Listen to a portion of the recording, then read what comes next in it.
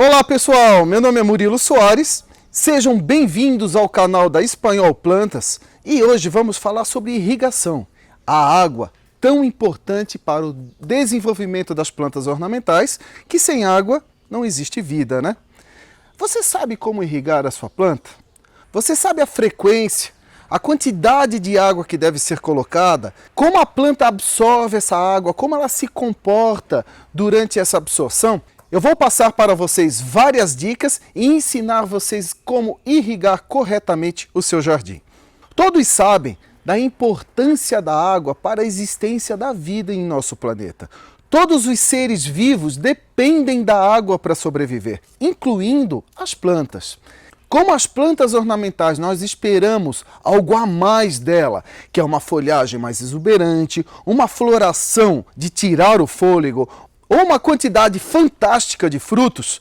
Todas essas plantas exigem um cuidado a mais, um cuidado com a irrigação para que você tenha sucesso e certeza que todas elas vão crescer, florescer, frutificar e principalmente, ficarem sadias no seu jardim. Vamos lá? Vamos começar a entender a importância da água. Algumas plantas, por exemplo, uma samambaia, ela é praticamente 90% composta por água. Olhem só, se você retirar a água dessa planta, praticamente não fica nada, né? Então é uma quantidade muito grande de água, tanto que se secar a terra, esturricar ao ponto de ficar aquela terra muito seca, o que acontece? Essa samambaia praticamente desaparece. Ela seca, elimina esses folíolos e desaparece. Por quê? Porque ela é composta praticamente de água. Então, muitas plantas têm uma necessidade maior de água, outras têm uma necessidade menor, como um cacto, por exemplo. Só que todas elas necessitam de água, né?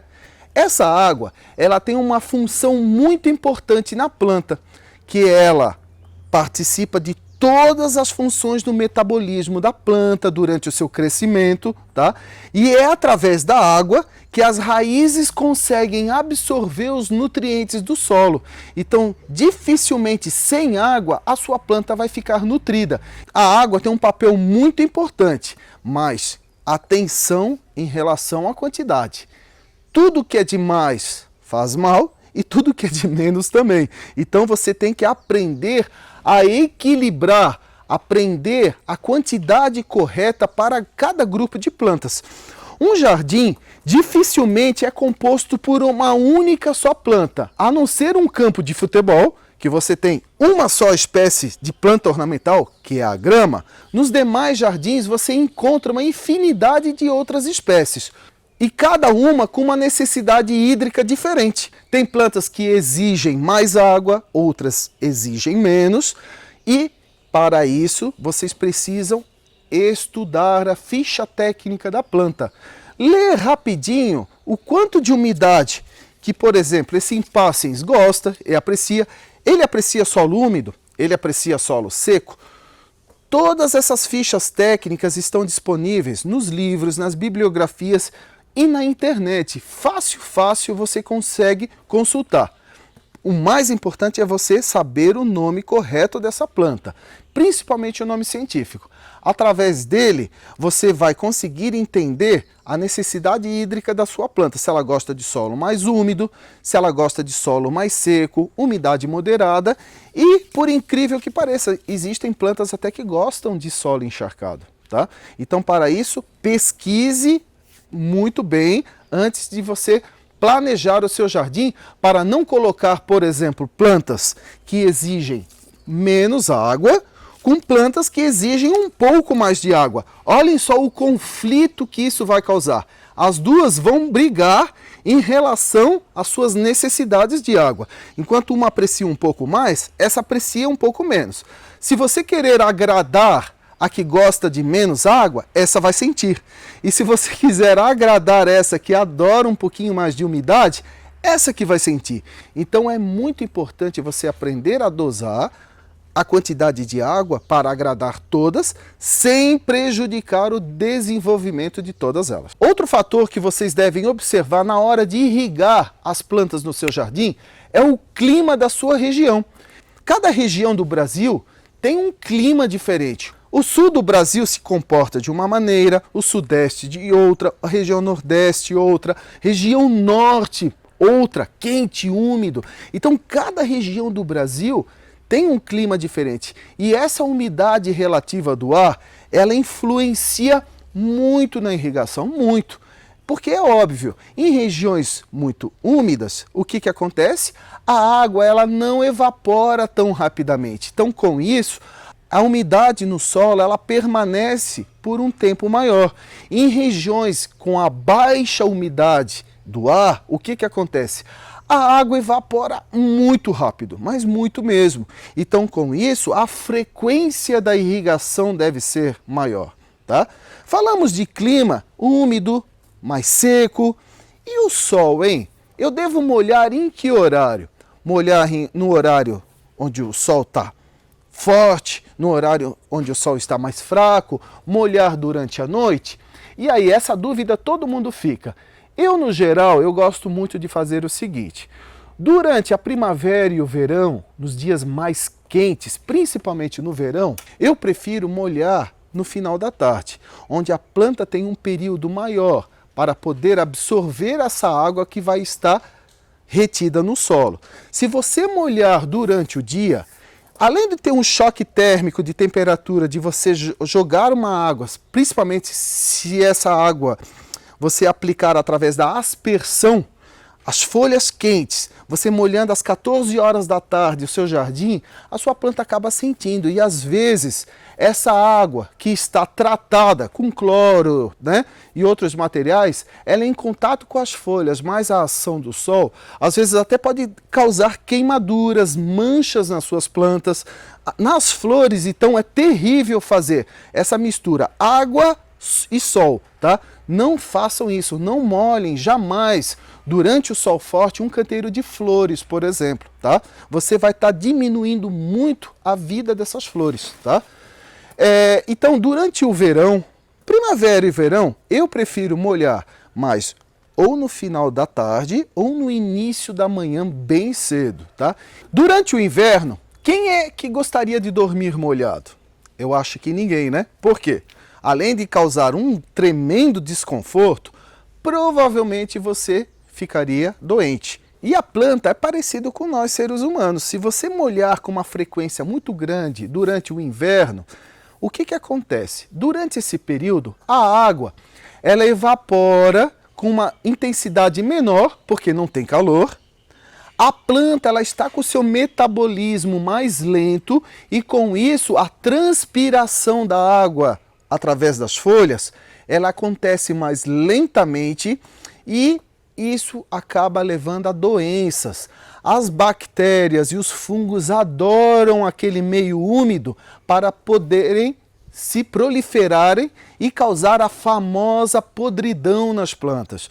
Então, cuidado, durante o inverno, molhem durante a manhã ou no final da tarde um pouquinho, mas não encharquem a planta. Eu prefiro durante o inverno, principalmente no sul e sudeste do Brasil, tentem molhar nas primeiras horas da manhã. Lá pelas 6, 7 horas da manhã, tá ótimo. Agora, se você mora em regiões onde não tem um inverno muito rigoroso, pode molhar no final da tarde que não tem problema, tá bom? O segredo é não encharcar o solo em nenhuma estação do ano. Sabem por quê? O solo, eu já comentei em várias aulas para vocês, um solo aerado, fofinho, descompactado, é muito importante porque, além de facilitar o enraizamento das plantas, o ar num solo soltinho está muito presente e raiz da planta respira. Toda planta que possui um sistema radicular, as raízes necessitam de oxigênio no solo.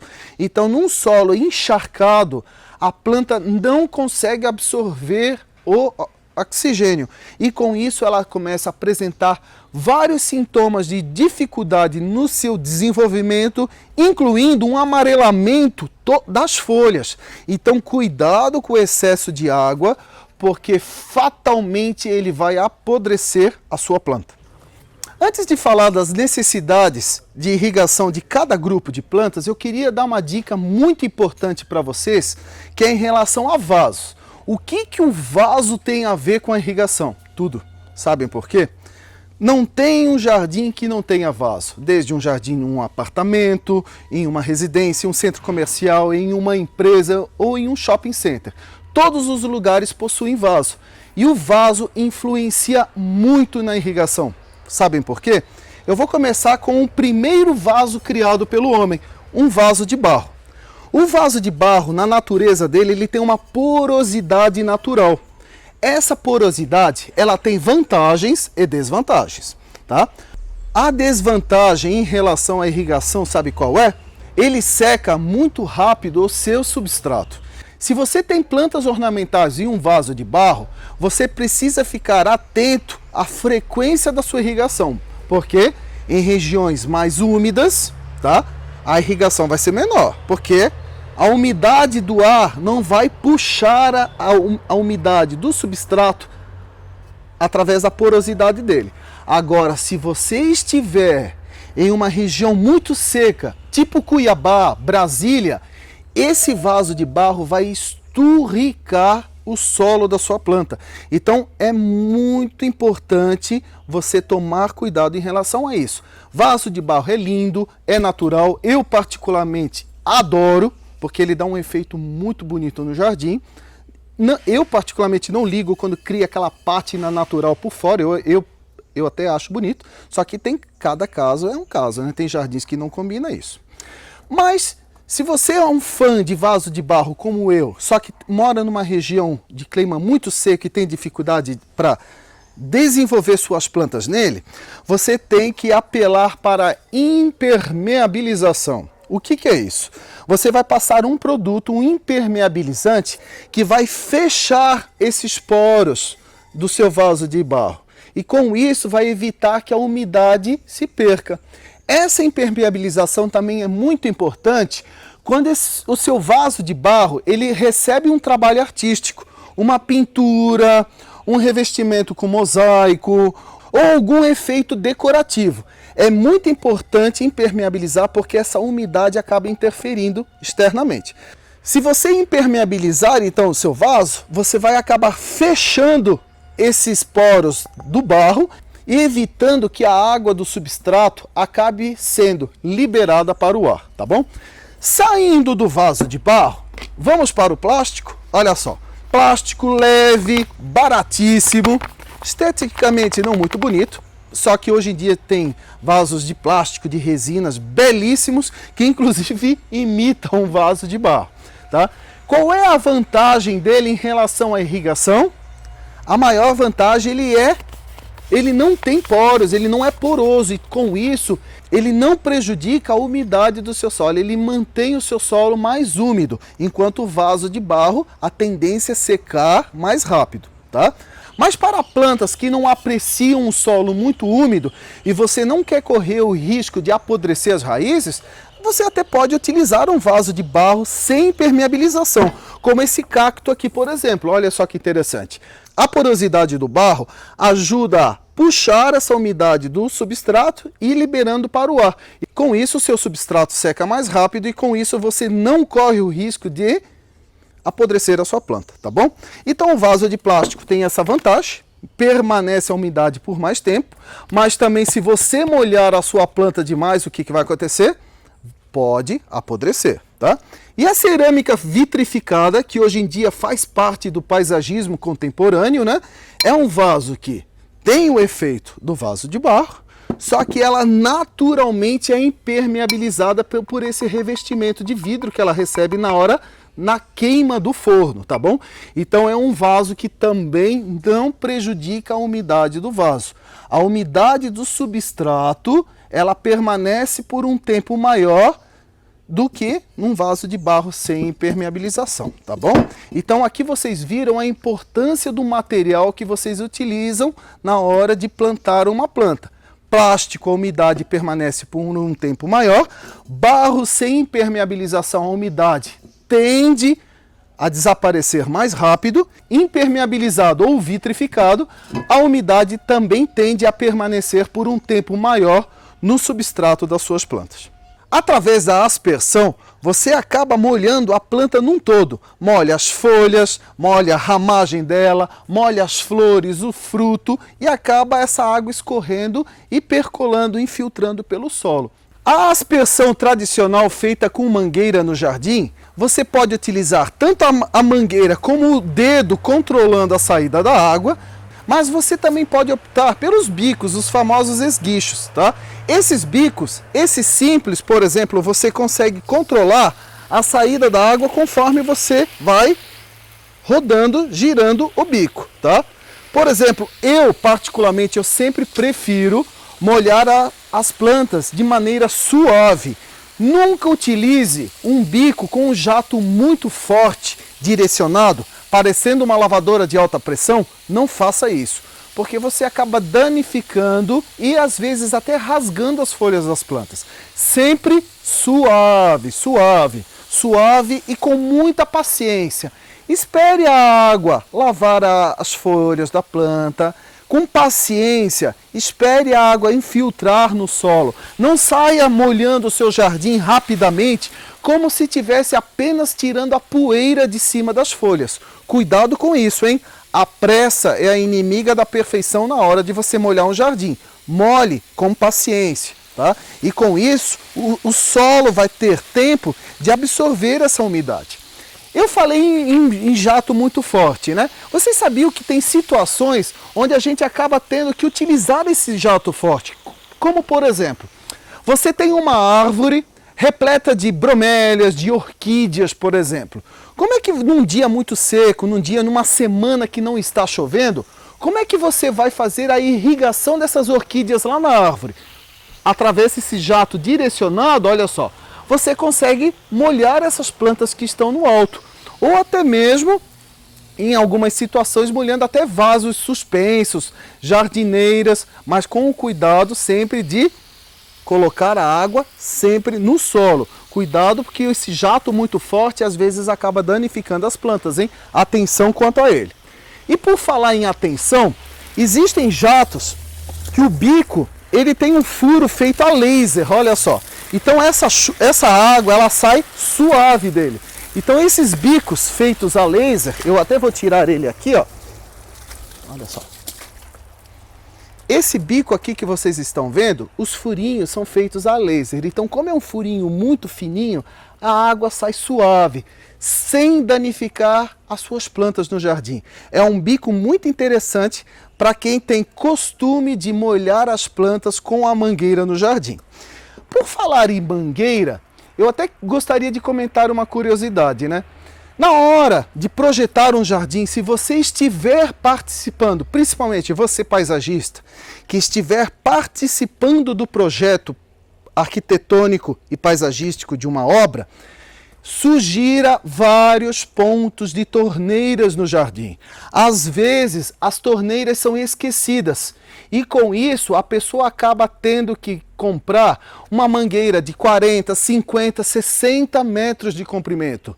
Para quem já teve problemas com mangueira, vocês não sabem como é difícil arrastar essa mangueira, enrolar essa mangueira depois para guardar, fora o estresse de quando a mangueira, quando não é uma mangueira de qualidade, ela começa a dobrar. Então você está lá molhando o jardim e de repente a água para de sair. Por quê? Porque a mangueira dobrou lá daqui 30 metros de extensão.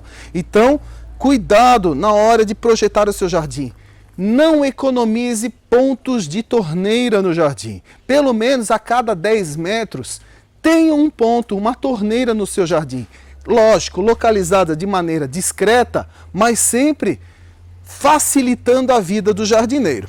E por falar em facilitar a vida do jardineiro, hoje em dia nós temos os sistemas automatizados de irrigação, hein? Esses sistemas, eles servem para todos os jardins, todos. Desde uma varanda no apartamento, você pode automatizar a sua irrigação numa varanda de um apartamento, até em jardins pequenos, médios e grandes. É muito vantajoso você investir num projeto de irrigação, porque primeiramente ele ajuda a economizar água, sabia?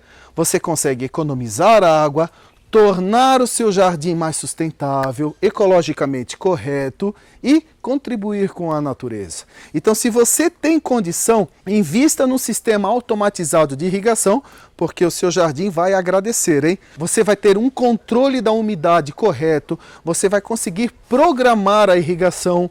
Por exemplo, se estiver chovendo, o sistema é desligado através dos sensores de chuva. Se o solo estiver muito seco, os sensores de umidade ativam o sistema. É um investimento que vale muito a pena. E para encerrar agora a parte de aspersão, o tradicional regador, quem nunca usou e quem não o tem, né? O regador, você pode encontrá-lo de diversos tamanhos, desde regadores de 15 litros, 12 litros, 10, até regadores pequenos. Ué, para que serve esse regador pequeno? Esse regador ele serve para os vasos suspensos. O pessoal que tem muitas plantas em apartamento, por exemplo, e agora as famosas urban jungles, né? Que o pessoal pendura a planta por tudo que é lado, como é que vai ficar molhando essas plantas? Esse regadorzinho aqui que vocês estão vendo com um cabo acoplado, ele facilita muito a irrigação das plantas suspensas. E por que ele não é maior que isso? Imagina você levantar um regador de 5 litros. Cada litro de água pesa 1 quilo. Então imaginem ficar levantando, não é todo mundo que pratica musculação, por exemplo, que vai ter força para levantar um regador de 5 quilos, por exemplo. Então eles geralmente são regadores menores para facilitar na hora de molhar as plantas, tá bom? Porque ele acaba se tornando de fácil manuseio. Então esse regador ele serve para molhar os vasos suspensos e os regadores maiores servem para molhar uma quantidade maior de plantas. Então, imagina, por exemplo, você molhando, você tem uma varanda no seu apartamento, cheia de plantas. Só que não tem torneira na sua varanda, a torneira fica lá na área de serviço. Se você tiver um regadorzinho pequeno como esse, imagina quantas viagens você vai ter que dar para molhar todas as suas plantas na sua casa. Então, nesse caso, eu sugiro você adquirir um regador maior, porque você vai economizar tempo e você vai conseguir molhar uma quantidade maior de plantas em um tempo menor, tá bom? Então os regadores maiores, eles facilitam para você ganhar tempo na hora de irrigação, mas não é todo mundo que tem força para levantar um regador muito pesado, tá bom? Então aqui nós temos esses regadores com os bicos que fazem a aspersão. E esses regadores menores, tá? Eles servem para fazer uma irrigação chamada de irrigação por infiltração. O que é?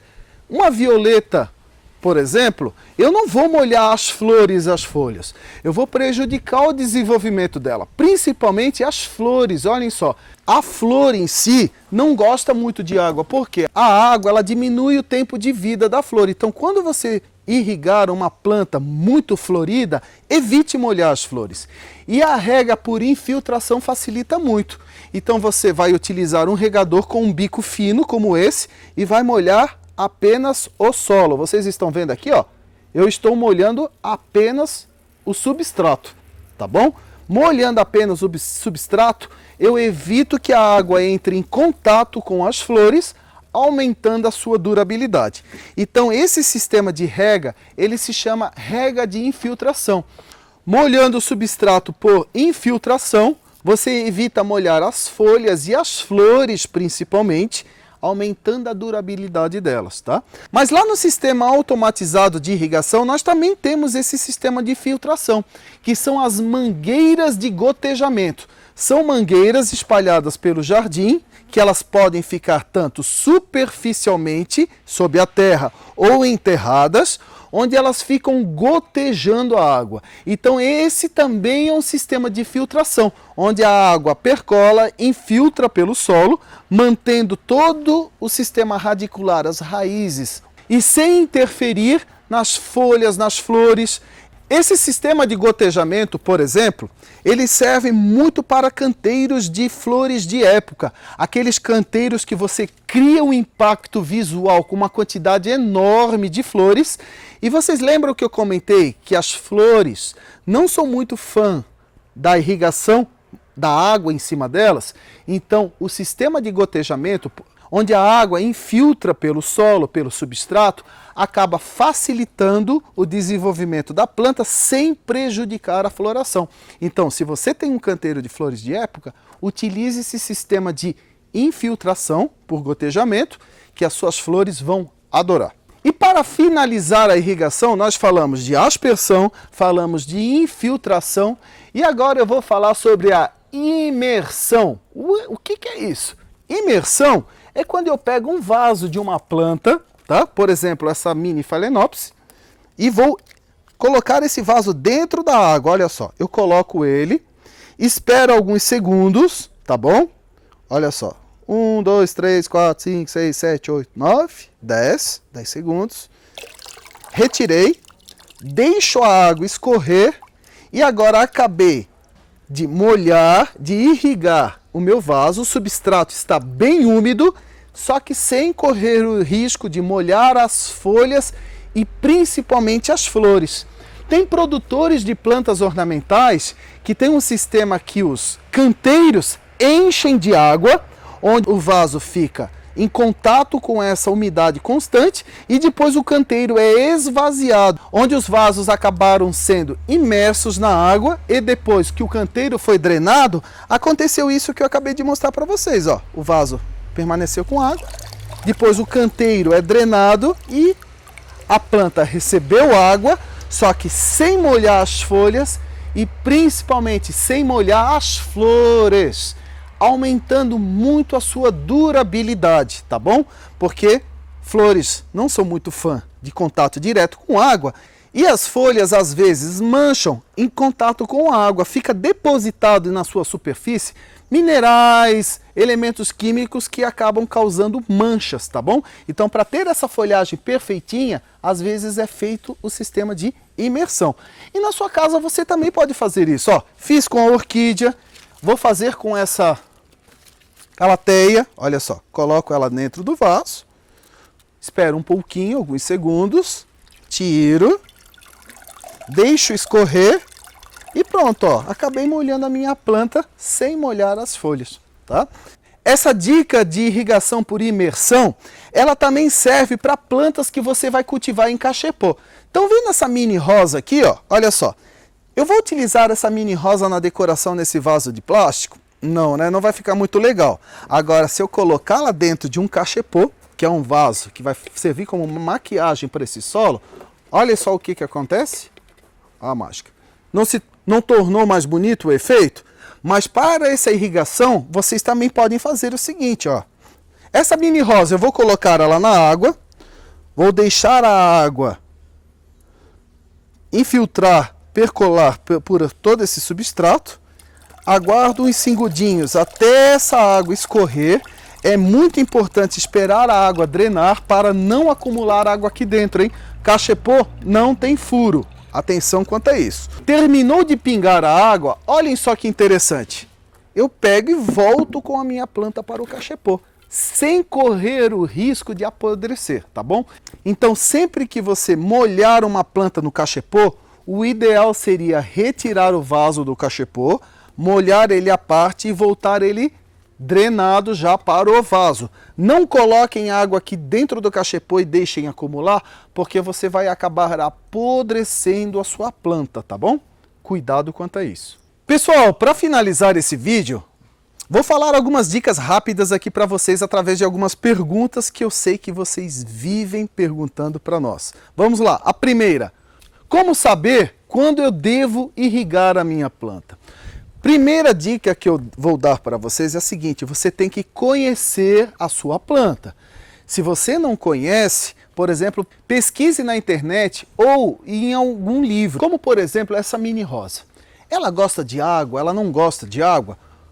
Você sabendo que é uma mini rosa, você pode pesquisar na internet a ficha técnica da planta, ou você pode nos perguntar. Mande aí uma pergunta E aí, Murilo, lírio da paz, mini rosa, crossandra, violeta, orquídea, pleombele, asplenium, ripsalis, com que frequência eu devo molhar? Mande a pergunta aí que nós vamos responder para você. Mas, mini rosa, por exemplo, ela gosta de solo úmido sem excessos. Então, como eu devo saber a quantidade de água e a frequência? Dedômetro e conhecendo o clima da sua região, tá? Através do clima, nas primeiras semanas, mais ou menos, você já vai conseguir aprender através do toque, através do nosso tato. Nós vamos sentir a umidade do solo. Olha só, eu coloco o dedo na terra e eu sinto, nossa, tá úmida, não precisa molhar. Nossa, tá encharcada, eu estou molhando demais. Nossa, tá seca, ixi, tem que molhar. Através do tato do seu dedo, das pontas do dedo. Não precisa colocar o dedo todo dentro do vaso, mas também só superficialmente não ajuda. Coloque o dedo na terra, sem nojo, gente, é limpo, a planta é vida aqui, ó. Se você gosta de planta, você não vai sentir nojo de colocar a mão nela, né? Então vou colocar o dedo na terra, sentir a umidade. Sentindo a umidade através do seu dedo, você vai conseguir sentir a necessidade de água da sua planta. Outra maneira de você observar que a sua planta está necessitando de água é observar o solo, o aspecto da planta. A planta, por exemplo, se ela murchar, é sinal, é óbvio que ela está precisando de água. Se ela começar a amarelar demais e ela não apresentar sinais de pragas ou doença, é sinal que você está molhando demais a planta. Se ela apresentar as bordas das folhas amarronzadas, secas, é sinal de que está faltando água, está faltando umidade, tá? Então, cuidado com esses sinais. E um alerta: se uma planta murchar muito, ela atinge um ponto de murcha permanente. O que isso quer dizer? Ela não volta mais, ela não recupera mais. Então ela acaba morrendo. Então cuidado para não deixar a sua planta atingir o ponto de murcha permanente, porque não vai ter salvação. Se ela atingir isso, em alguns casos, você pode fazer uma poda drástica para equilibrar a parte aérea com a parte que está no solo e estimular uma nova brotação. Mas isso depende de planta para planta, hein? Evitem acontecer isso. Façam a rega corretamente. Outra pergunta que eu acho interessante que nós já recebemos aqui: quais os cuidados que devemos ter quando chove? A maioria das pessoas pensa assim: ai, tá chovendo, eu não preciso molhar minhas plantas. Que bom! Epa! Tem plantas que estão em locais cobertos, hein? Plantas que estão em varandas, plantas que estão em garagem, plantas que estão em jardim de inverno, jardim de interior que tem uma cobertura, plantas que estão debaixo de um pergolado que tem um policarbonato, por exemplo, que impede que a chuva molhe elas. Então, lembrem das plantas que estão em locais cobertos. Então, quando estiver um período chuvoso ou chovendo, tem plantas que continuam precisando de irrigação. Em se tratando das plantas na área externa, você não precisa molhar enquanto está chovendo, óbvio. Mas você precisa ficar atento quanto a um detalhe técnico do seu jardim que se chama drenagem. O seu jardim precisa ter drenagem para escoar o excesso de água e evitar que essa água fique empoçada no jardim. Esses locais onde a água fica empoçada, as raízes das plantas têm dificuldade de respirar, elas vão começar a amarelar e depois, se continuar a persistir essa umidade constante, principalmente em períodos do ano muito chuvoso, o que acontece? Você acaba perdendo as suas plantas acabam apodrecendo. Então tomem cuidado durante os períodos de chuva em relação à irrigação das plantas que estão em local que não recebem chuva e as plantas de área externa que precisam ter uma drenagem adequada na área do plantio. Pessoal, eu sei que esse vídeo ficou um pouco longo, mas eu tentei passar para vocês um pouquinho sobre esse fascinante mundo da irrigação, tão fundamental, tão importante para o desenvolvimento das nossas plantas, tá? Se ficou alguma dúvida, podem enviar perguntas e curtem o nosso canal, continue a comentar que vamos publicar cada vez mais conteúdos para vocês.